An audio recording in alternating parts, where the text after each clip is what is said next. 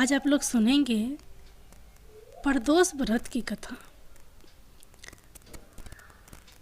मंगलवार के दिन आने वाले प्रदोष व्रत को मंगल प्रदोष या भौम प्रदोष व्रत कहते हैं। एक नगर में एक वृद्धा रहती थी। उसका एक ही पुत्र था। वृद्धा की हनुमान जी पर गहरी आस्था थी।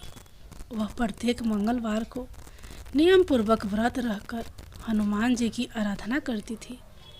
एक बार हनुमान जी ने उसकी श्रद्धा की परीक्षा लेने की सोची।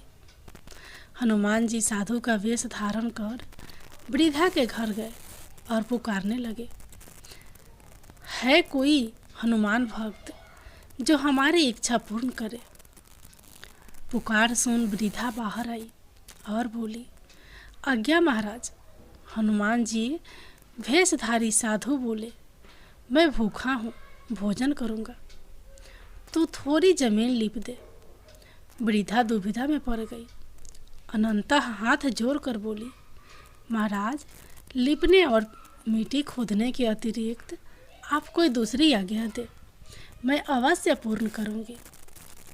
साधु ने 3 बार प्रतिज्ञा कराने के बाद कहा, तू अपने बेटे को बुला, मैं उसकी पीठ पर आग जलाकर भोजन बनाऊंगा। यह सुनकर वृद्धा घबरा गई, परंतु वह प्रतिज्ञाबद्ध थी। उसने अपने पुत्र को बुलाकर साधु के सुपुत्र कर दिया। वेशधारी साधु हनुमान जी ने वृद्धा के हाथों से ही उसके पुत्र को पेट के बल लिटवाया और उसकी पीठ पर आग जलाई। आग जलाकर दुखी मन से वृद्धा अपने घर में चली गई। इधर भोजन बनाकर साधु ने वृद्धा को बुलाकर कहा, तुम अपने पुत्र को पुकारो ताकि वह भी आकर भोग लगा ले। इस पर वृद्धा बोली, उसका नाम लेकर मुझे और कष्ट ना पहुंचाओ।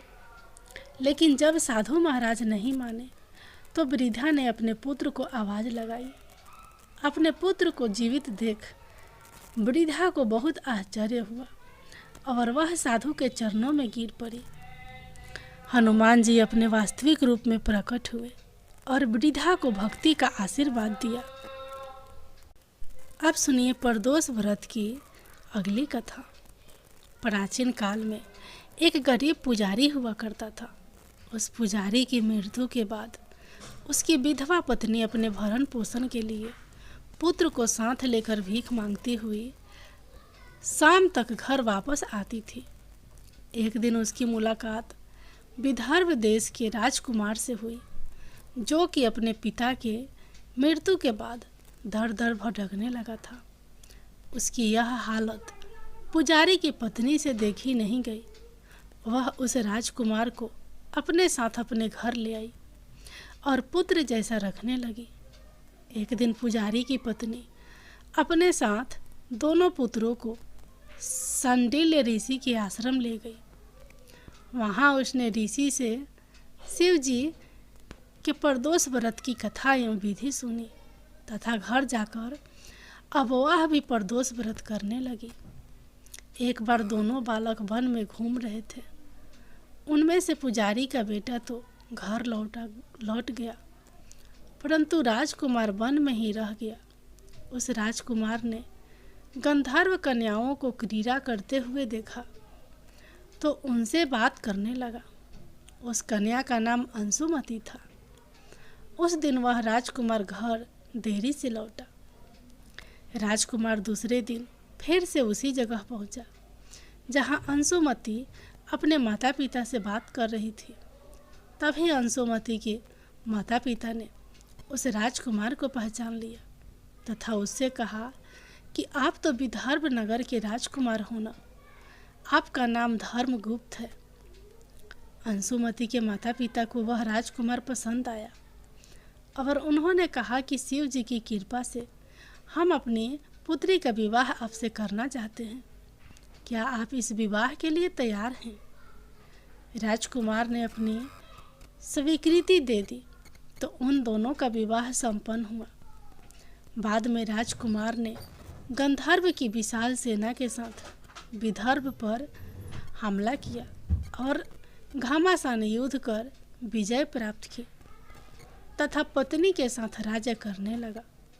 वहाँ उस महल में वह पुजारी की पत्नी और पुत्र को आदर के साथ ले आया तथा साथ रखने लगा।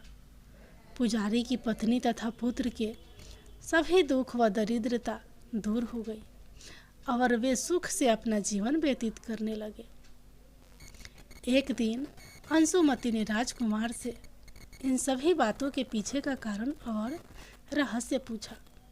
तब राजकुमार ने अंशुमति को अपने जीवन की पूरी बात बताई और साथ ही प्रदोष व्रत का महत्व और व्रत से प्राप्त फल से भी अवगत कराया।